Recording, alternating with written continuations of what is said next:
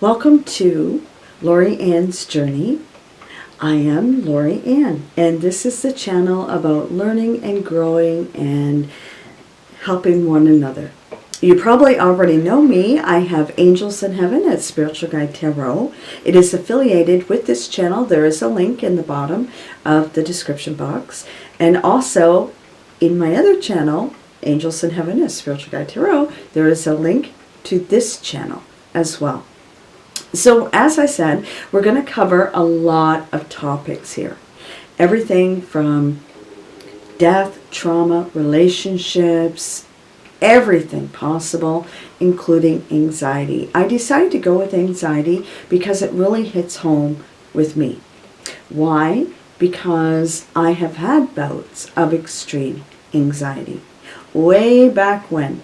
And I have been trained in cognitive therapy. I have also been trained in therapy sessions under the guidance of doctors. So, first of all, I want you to know that you're not alone. 1 out of 4 people suffer from anxiety in one form or another. It's not uncommon. It's a very common thing to go through. Whether it's somebody who has a hard workload, a businessman, a doctor, a lawyer, a nurse practitioner, or just a common housewife. Many people suffer from it. You are not alone. Okay? And I want to stress that. You are not alone. There are so many people out there that they may not show it because on the outside they look perfectly normal, but inside it's just eating away at them, right? So, what is anxiety? Well, a lot of people say, well, it's about control. It's feeling helplessness, lacking control in your life, intense worry, fears, going to the beyond, taking a fear that's so small and it growing into a mountain, right? The fear of not knowing, fear of crowds, in closed spaces, like going into elevators. I'll just use this as an example. COVID, going out around public people, okay? Fear of illnesses. Even though it may not be an extreme illness, it could be just a common cold, but you're petrified that it's so much worse, right? Failure is another common denominator. Feeling overwhelmed emotionally, physically, mentally, just defeated and feeling tired, wanting to sleep and sleep because you're just so drained of all your energy. Everything inside of you is feeling depleted and you're just so overwhelmed, you don't know where to pick up the pieces. You don't know where to start. You don't know what direction to go in because you're going here, you're going there, you're going everywhere, right? Death is another reason for anxiety. Feeling loss and control. A situation where you feel like you're just along for the ride, and even though you have no control, you can't do anything about it at all. All these fears can cause great anxiety in your mind and in your body, when in fact, it's all psychosomatic. In other words, you think it and you're going to feel it, right? Such as some people experience having a heart attack.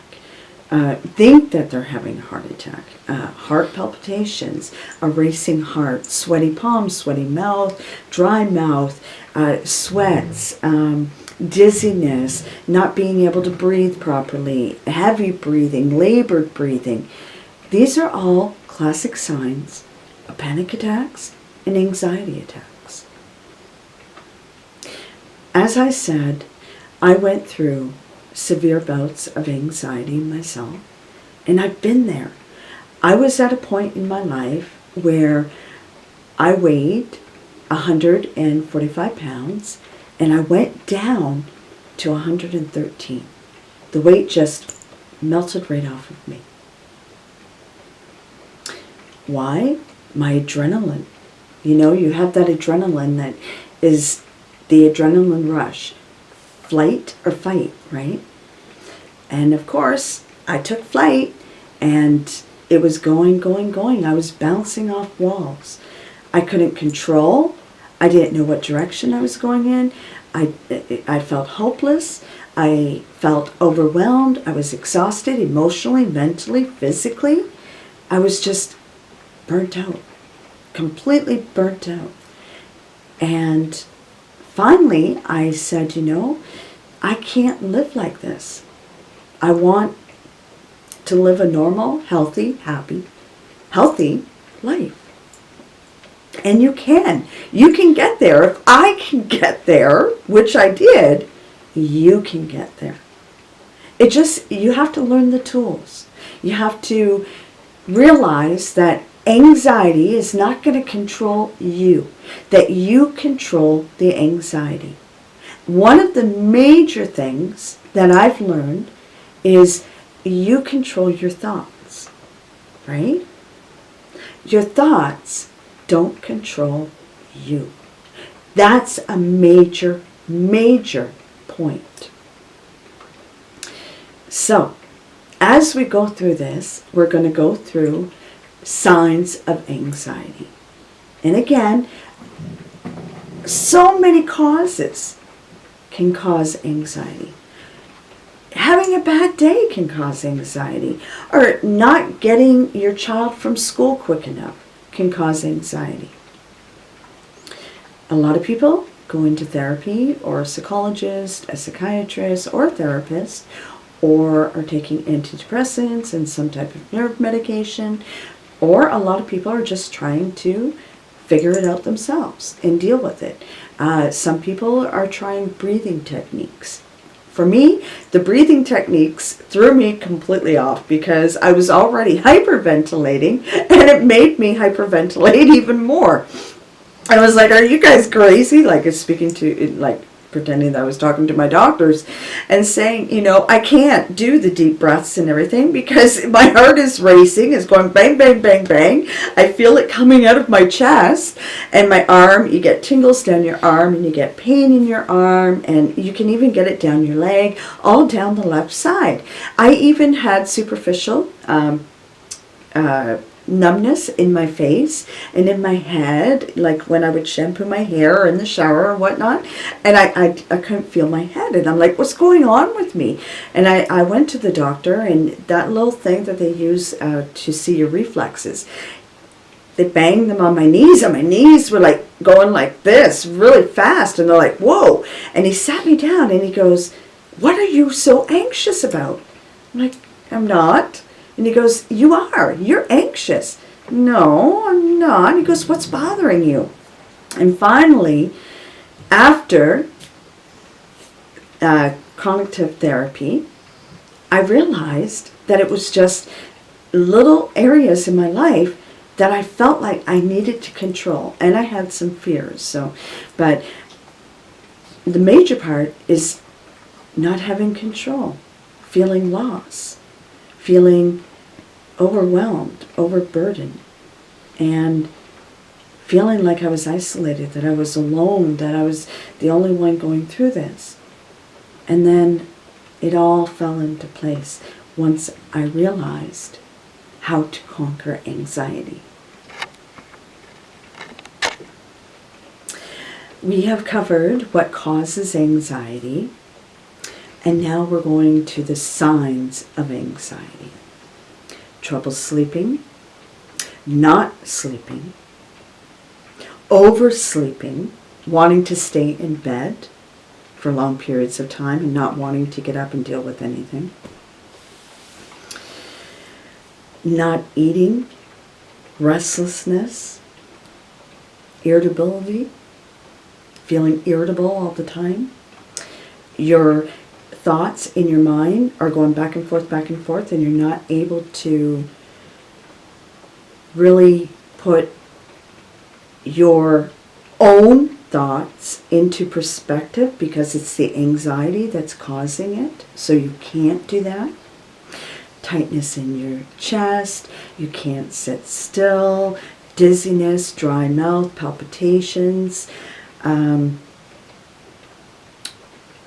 dizziness, elevated blood pressure, sweating, not thinking properly, lack of control of your thoughts, heavy breathing, tingling sensations in your arm, in your legs, superficial numbness in your face or your head.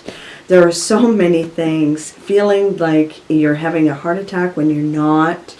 Again, it's all down to how bad your anxiety is. Again, a lot of people have dry mouths, palpitations, heart racing, irrational thoughts, headaches, dizziness, numbness, feeling like they can't feel their arm, pain sensation, tingling in your fingers, especially the last 3 fingers of your left hand. Also, what I experienced, and I don't know if everybody else does, but I experienced that difficulty seeing because I had blurry vision as well. So blurry vision, absolutely 100%. And again, talking really fast and jumping from subject to subject is a major sign of anxiety as well. So again, I just want to stress that you're not alone, that we all have anxiety from one form or another, okay? Also, consulting doctors a lot because you're always worried that, especially if you have fears about illnesses, right? Or diseases, and you're constantly going to the doctor saying, oh, what if this, what if I have that, what if this, what if that? And again, that goes back to signs and symptoms of having anxiety. For instance, somebody could think that they have a horrific illness when in fact it's just a common cold. I know it sounds silly, and I know to some people it sounds ridiculous, when in fact it's not. Also, don't forget, these are other symptoms that you could experience as well.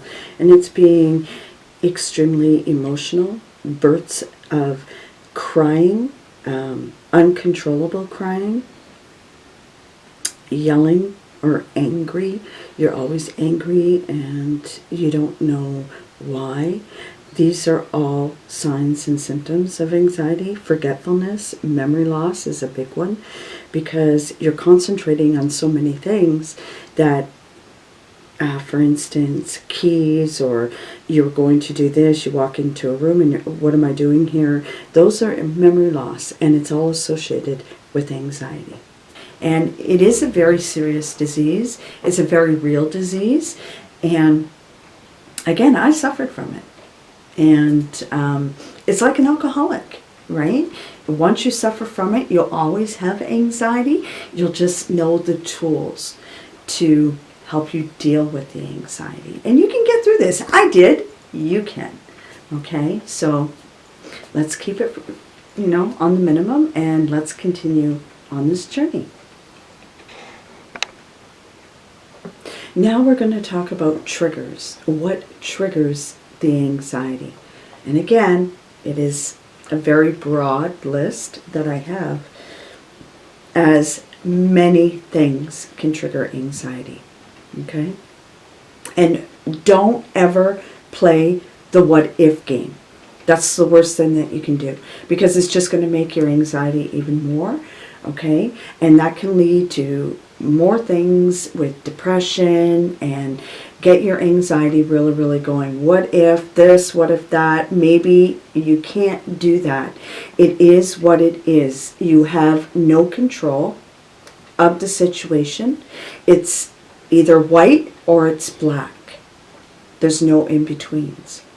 So stop playing that what if game and maybe, because that's the worst thing that it can do, because you're just playing with your mind and you're going to spiral out of control. Okay? And that is a major trigger, is playing that what if, maybe if I had done this or had done that, you would have a better outcome. You can't do that. It is what it is. That's done. And now you want to go forward. You don't want to go 10 steps back. You want to go forward, right? So stop playing the what if and maybes. I can't stress it enough, okay? You also want to avoid people who also suffer from anxiety. Yes, I'm not knocking other anxiety groups down, okay? But what happens if a person has a generalized anxiety disorder and walks into a room with people that have the same thing? Their anxiety is going to feed into you, right? That's why there is a lot of one-on-one therapies out there. And I suggest that because you're talking one-on-one. You're not getting negative feedback and you're not bringing in somebody else's energy of their anxiety. And if, say, your mother or your sister, your brother or husband, father, whatever, has anxiety, I'm not saying completely let them out of your life. No, just try to keep it to a minimum until you are able to be around them, until you get your anxiety under control. Okay? But with negative people, you got to remember, misery loves company, right? And you don't want, just picture yourself this. You wake up and you have a smile on your face, and say you have a roommate or you live with somebody else and they're already sitting down at the kitchen table and they have their cup of coffee and they're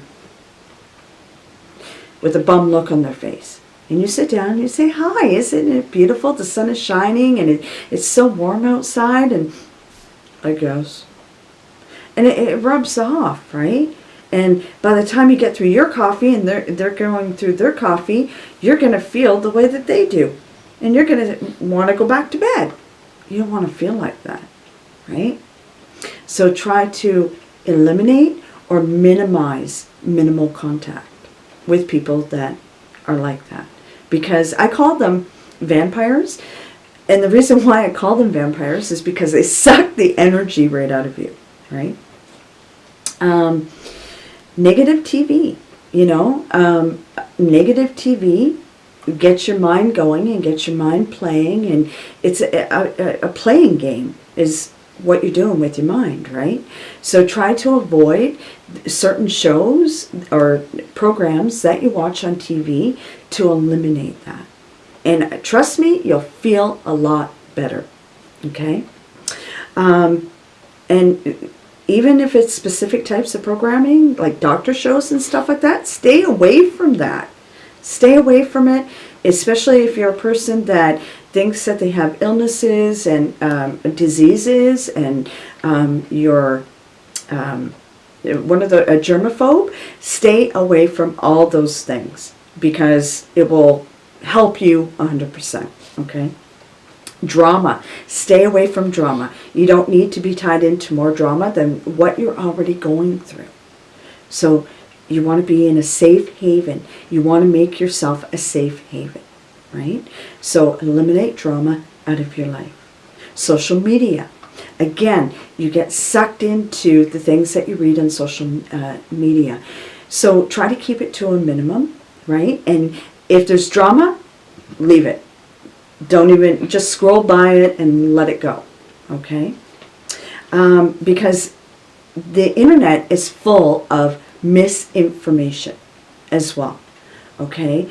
And you can read into it and say, oh, this person wrote about this. Well, if you go to a lot of people, they'll say, where did you read it? On the internet? If you've read it on the internet, then it's got to be right? A lot of it is misleading and wrong, okay? Hospitals, especially if you're a person, again, diseases, illnesses, and that, stay away from hospitals, stay away from the doctor. Try to do it yourself. And I'll show you how you can do that in the next clip, okay? Funerals and wakes is another. You're not helping yourself by going to something that is very traumatizing or dramatizing to you, and a fear, right? So try to keep it, you can send a nice card instead, or a phone call goes a long way, or an email. You don't have to be there in person if you can't, okay? Again, feeling like you're failed, failure, relationships that are going bad, not going in the right direction, someone breaking your heart, someone is not giving their heart to you, being frustrated, being overwhelmed, a fear of the dark, fear of all sorts, avoiding animals of all sorts as well, like snakes and insects and stuff like that, because a lot of people have anxiety issues of being around spiders and snakes and frogs, or or people who are scared of elevators. Take the stairs if you can, or make sure someone rides the elevator with you and tells you, you know what, we're only going up 3 floors. I'll ride the elevator with you and I'll take you through 1 step and the 2nd floor and the 3rd floor, and you'll be okay.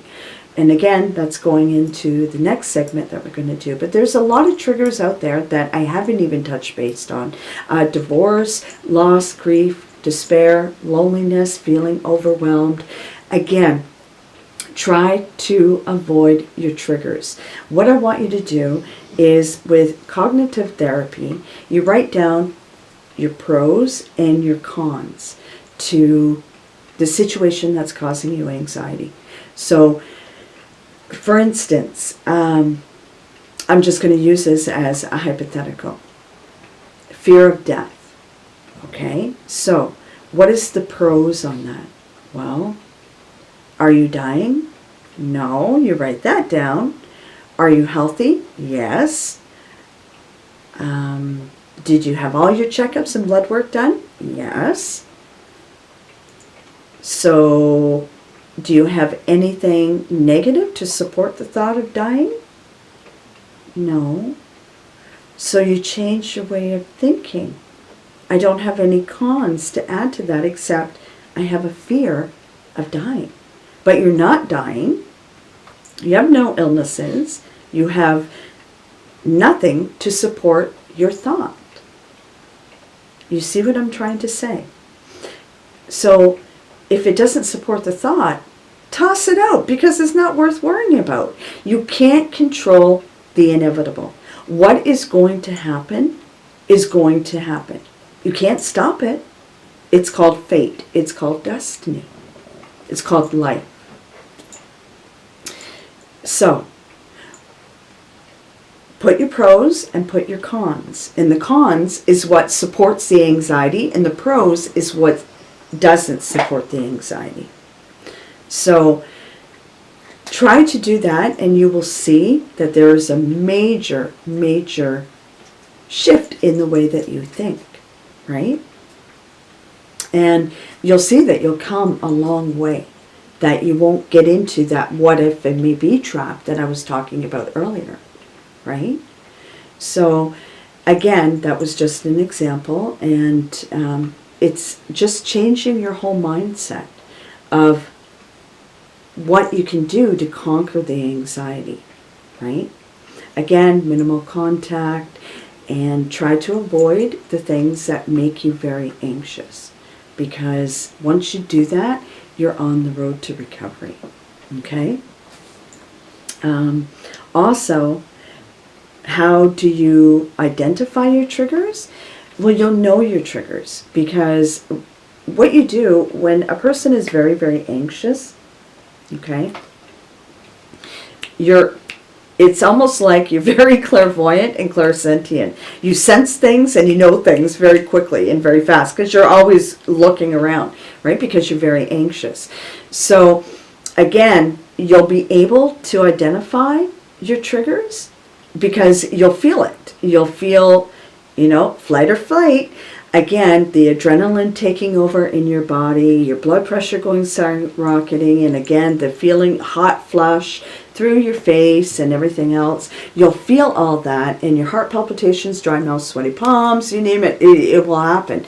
And you'll say, whoa, that's a trigger. I can avoid that trigger. And if you can avoid that trigger, it's going to help you in the long run. Okay? Helping to combat anxiety. Cognitive therapy, and I excuse you, that is my dog Brisk in the background, and I apologize. Cognitive therapy. First of all, it's changing your thought pattern and your thinking process. What supports your anxiety, in other words, what is making your anxiety, and what doesn't support your anxiety. And putting in, those are your triggers, and putting in a replacement so your anxiety is not as bad. And you're changing the way things look to you. And the major thing that I can say to you is stop thinking about the anxiety. The more you think about your anxiety, the worse your anxiety is going to be. Stop thinking about it. I know you're probably saying, how do I stop thinking about my anxiety? You replace it with other things. Find a good book that you can read, that you can dive in, something that's really, really juicy to get your mind off of it. A really good movie is to get your mind off of it. Okay? And once you get your mind off of it, now this is the greatest part, once you get your mind off of the anxiety, the adrenaline that keeps pumping the anxiety leaves your body. It takes 2 minutes for adrenaline to kick in. Well, actually 36 seconds. And it takes less than 2 minutes for the adrenaline to leave your body. Think about that for a second. 36 seconds it takes for your adrenaline to pump from your toes all the way up to your head and raise your blood pressure and have all the sweats and palpitations. It takes 2 minutes for it all to leave your body. 2 minutes. That's it. So as soon as you stop in your tracks and stop thinking about anxiety, and you have your mind focused on something completely irrelevant to something else, you don't have anxiety. And you feel normal. Your heart's not racing, your heart's not pumping, your blood pressure's not skyrocketing. You're not sweating anymore. You're like, oh my God. Stop focusing on anxiety. Change your thoughts. Read a book. Watch a movie, a good movie. Listen to music.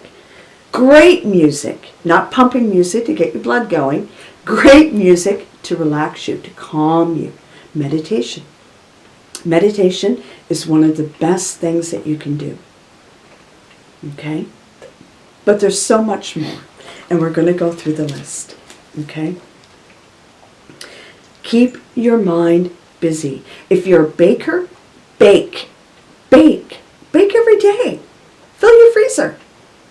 Give to your friends, family. As long as it keeps your mind going and away from the anxiety, my hat's off to you. Focus your mind on something else, something more important. If you're a crafter, do crafts. Sell your crafts. Flower arrangements, crosses, jewelry. If you like puzzles, do puzzles, play cards, solitaire, and things that you can do yourself. If you like scrapbooking, do scrapbooking. If you're working, throw yourself into your work. If you like nature, nature's great for anxiety because it grounds you as well. Get outside, go for a long walk or exercise, because you know what? You're going to be so tired out from the exercising, you're going to forget about the anxiety, and you're going to have the best sleep that you've ever had, probably in days or months. Okay? Ride a bike. Go for a brisk walk. Enjoy the snow. Enjoy the weather wherever you are. Warm, hot, cold, rainy. Take an umbrella with you. Enjoy it. Life is meant to be enjoyed. Not full of what ifs and maybes and, oh, my thoughts are racing. I'm going crazy. I don't know what to do. What do I do? Slow down. Breathe a deep breath in. Close your eyes. And be still in your mind and say, I can do this. I can do it. I have it. I know it. And I want it. And you will if you want it bad enough. That's why we call it fight or flight. Because with the flight, your mind takes off. Fight, you fight the anxiety. You fight the demons that are surrounding you. And what I mean by demons, I don't mean actual demons. I mean everything: jobs, career, relationships, illnesses, diseases, you name it, phobias, the whole bit. You have to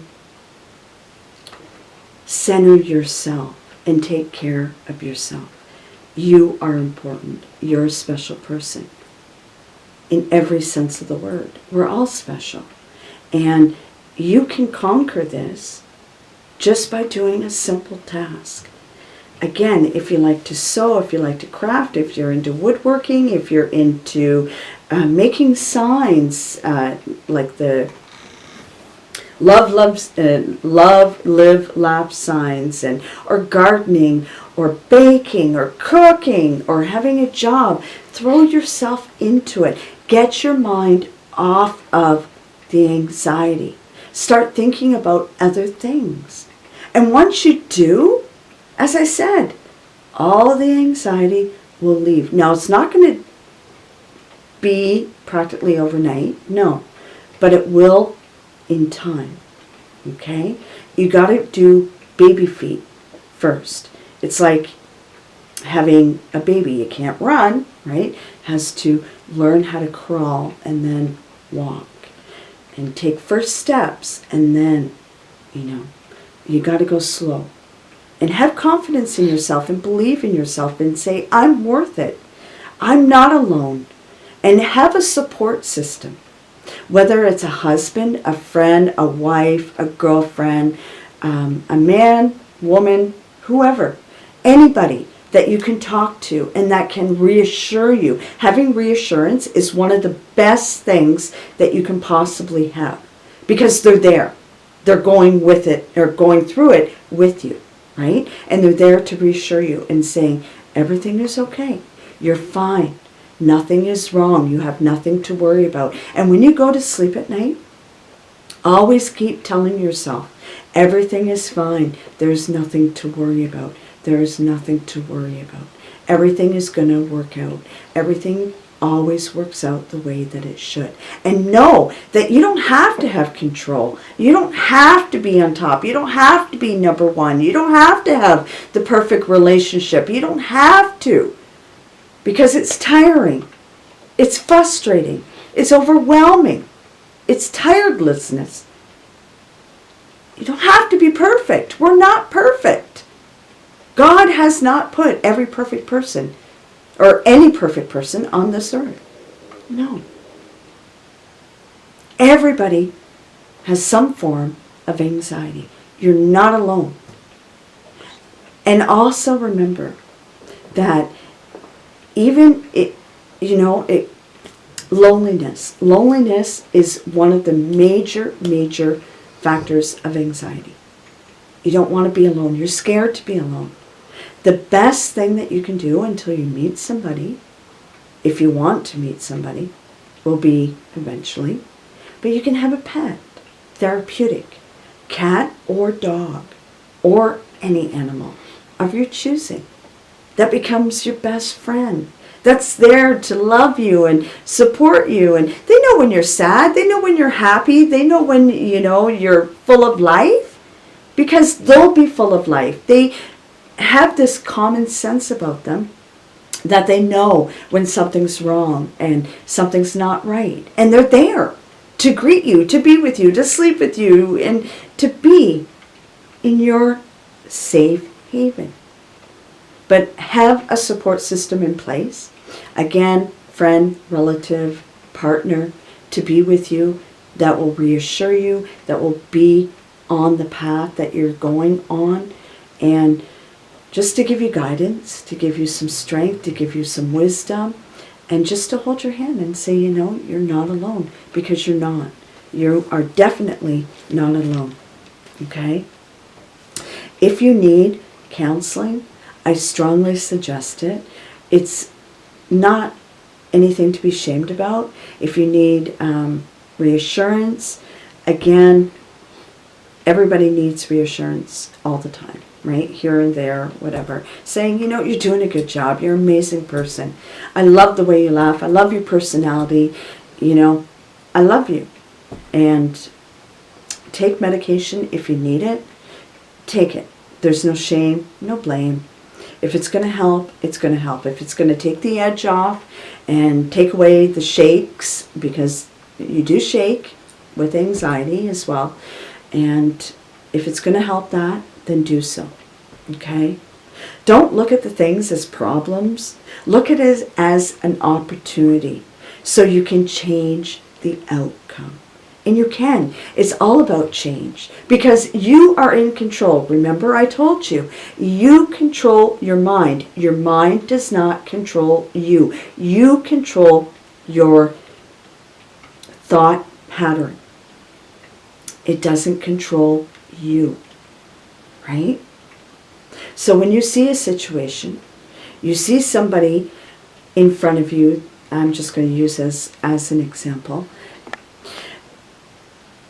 You see somebody that is in a horrible relationship, and they're saying, oh, but he doesn't love me, he should love me, he should call me, he should do this, and all this. Say, whoa, wait a second. I'm here as a friend to listen to you, but I can only take so much. And even if they don't understand that you have anxiety or you're having some issues, and you don't have to tell anybody that you have anxiety or you have issues, you can just say, I feel a little bit under the weather right now. That's all you have to say. And let the drama go. No one is perfect. Everybody has issues. Always remember that. I have issues. My husband has issues. My family has issues. Everybody has issues. No one is perfect. Stop thinking that you can avoid the inevitable. Things are going to happen whether you want them to or not, such as illnesses or diseases. Okay? Until you have a doctor tell you something horrific, stop thinking what if and stop thinking about maybes, because you're wasting energy on things that you can be using in a different direction in your life. Stop thinking that your relationship has to be perfect. You get to that point in baby steps. Take it one day at a time. Just like with anxiety, one day at a time. One day at a time. One day at a time. And your fears will slowly melt away. Takes confidence. You raise your self-esteem and your confidence level, and believe in yourself that you can do it. You have the knowledge, you have the wisdom, know your triggers, know the places that you need to avoid for the time being until you get your anxiety under control. Okay? Put your supports in place. Know that you have someone to talk to and to be there for you in case you have that bad day that you just can't get out of that rut, because you will. And take it one step at a time, and you will see that you'll get better and better and better. Like I am. If I can do it, you can too. Again, I am not a medical doctor. I have had so much training in cognitive therapy, and I have been ahead of many sessions with people who have had anxiety. If you need to go see a doctor for anxiety, if it's so out of control and you cannot control it, and you're not sleeping, and you're bouncing off the walls, please visit your doctor, okay? Or a psychiatrist, or a psychologist, or a therapist. But follow my advice with everything that I pointed out in this video, and I hope it truly, truly helps, because it helped me. And trust me, I was banging off the walls. And I'm here, and I'm happy, I'm healthy. I have anxiety, very, very little anxiety. Nothing major or anything like that. And I'm smiling. So you can too. I know you can do it. And I will do another video on anxiety, another in-depth video. Just, I know we covered a lot of the broad things across the board, but I know I left a lot out. But I just wanted to get this going and to get it started. So if you have any questions or anything, please, I would love your feedback. And don't be scared to leave a comment, because I will definitely reply back. So please like, share, and subscribe. And don't forget, my link to my other channel is in the description box below. I love you all so very, very much. And I know it was a long video, and I thank you for sticking out with me. Much love and light to each and every one of you. I will see you all very soon. Bye for now.